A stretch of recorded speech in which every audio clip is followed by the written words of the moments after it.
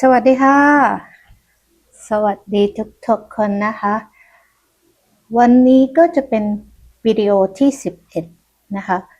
1111มันจะเป็นเกี่ยวกับการสร้าง Adobe บัญชี Adobe Stock Contributor นะคะมาต่อกันนะคะ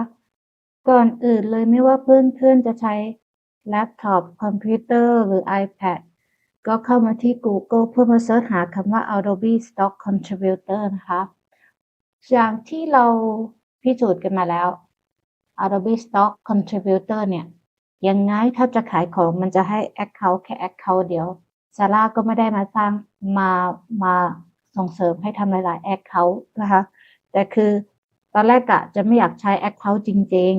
ๆโอเคนะแต่จริงๆเนี่ยเพราะบางทีเพราะซาร่าไม่อยากใช้ Account จริงๆเพราะว่าการ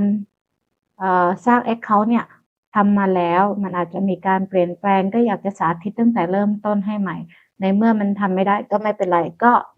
เอาเท่าที่ทำได้แต่ก็จะ cover หมดทุกอย่างที่เพื่อนๆควรจะรู้นะคะไปเขียนคำนี้ค่ะ Adobe Stock Contributor เนี่ยพอหาเจอแล้วมันก็จะเป็นตัวนี้กดไปได้เลยนะพอกดไปได้เลยมันจะขึ้นมาหน้าต่างแบบนี้หรือมันจะขึ้นหน้าต่างภาษาอังกฤษถูกไหมคะถ้าขึ้นหน้าต่างภาษาอังกฤษเมื่อไหร่เนี่ย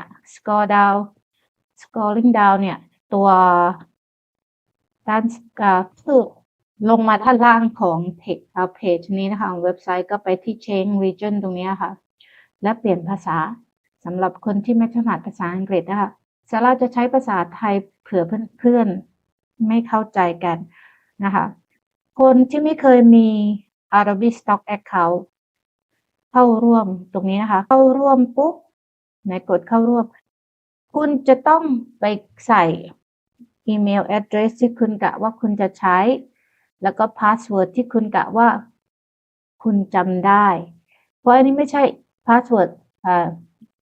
มันเป็นพาสเวิร์ดที่คุณสร้างมาเพื่อ Account นี้ก็พยายามสร้างพาสเวิร์ดเดียวกันกับพาสเวิร์ดที่เราใช้เช็คอีเมลของเราจะดีกว่าเพราะจะทำให้เราไม่เกิดความสับสนนะคะหลังจากนั้นก็กดดำเนินการต่อแล้วมันเหมือนจะส่งโค้ดหรือส่งตัวเลขประมาณ6หลักให้เรามาใส่หน้าจอป๊อปอัพที่มันจะขึ้นให้มาหลังจากกดดำเนินการต่อนะคะคุณก็ใส่พาสเวิร์ดของคุณนะคะ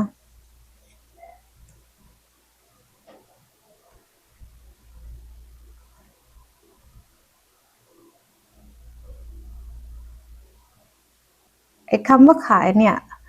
คุณเนี่ยมันเห็นไหมคะยินดีต้อนรับซาร่าเรายินดีมากที่จะได้เห็นเนื้อหาของคุณ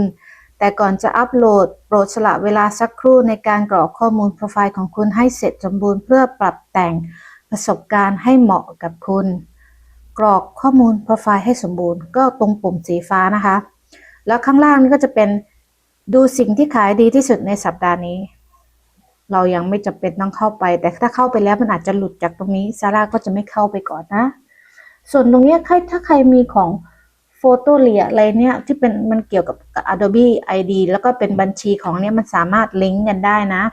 แต่ซาร่าไม่มีซาร่ากดตรงนี้เลยนะหลังจากที่เราเข้ามาในแดชบอร์ดนะคะมันก็จะเป็นหน้าแสดงเกี่ยวกับกราฟต่างๆรายได้ไม่ใช่ก็ประมาณรายได้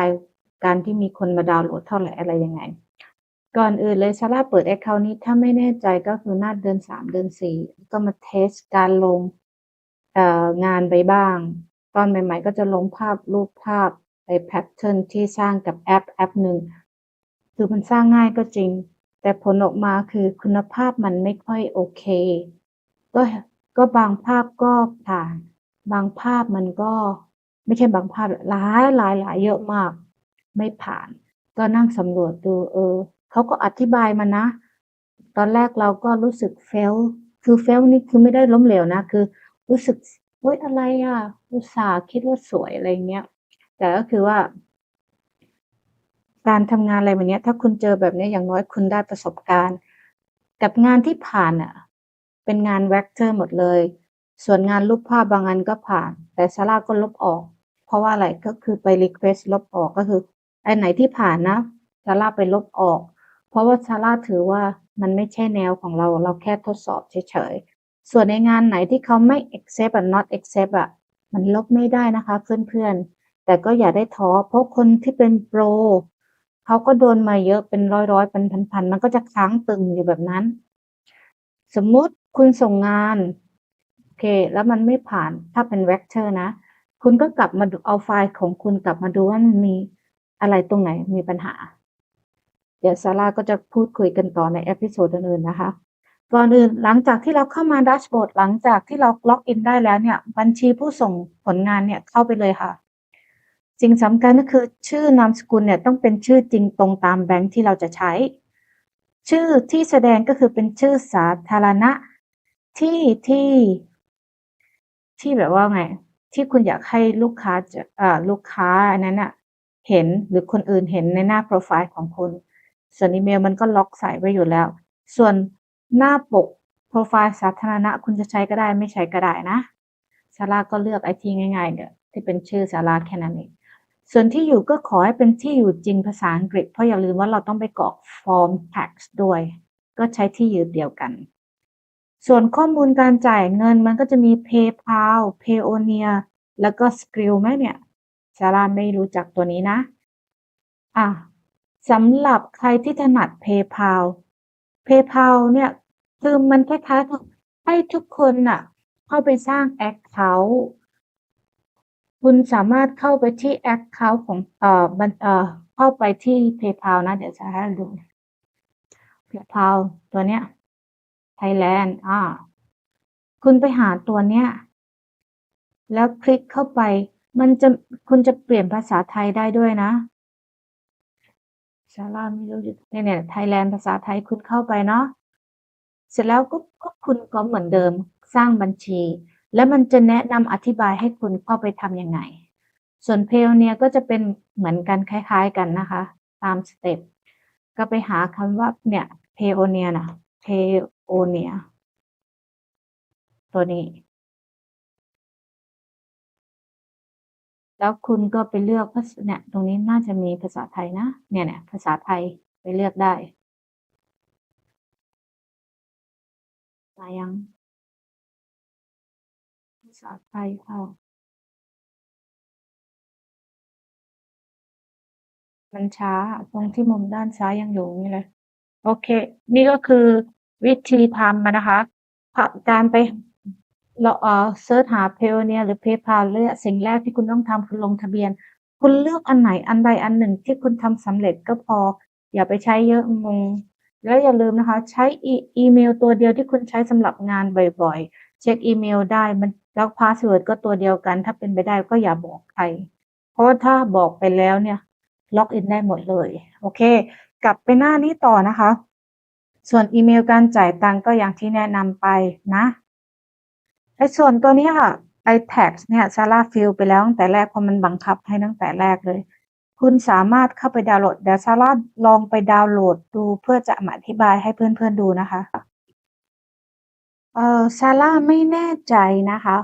ว่าของคุณเนี่ยสามารถดาวน์โหลดไฟล์มาได้หรือเปล่าในช่องข้อมูลภาษีเนี่ยสมมุติถ้าดาวน์โหลดได้เนี่ยสามารถดาวน์โหลดไฟล์ที่ซาร่าแนบไว้ในนี้ใน YouTube ได้เลยนะซาร่าจะระบุว่าให้คุณกรอกยังไงอะไรยังไงโอเคนะคะคือไม่เครียดเดี๋ยวถ้าติดค้างกันตรงไหนก็มาอัปเดตกันได้ส่วนตัวเนี้ยเนี่ยมันก็จะบอกการกำหนดอีเมลอัปเดตการตรวจสอบรายวันสรุปรายวันสรุปรายได้รายวันก็คือไอ้อันแรกเนี่ยก็คือ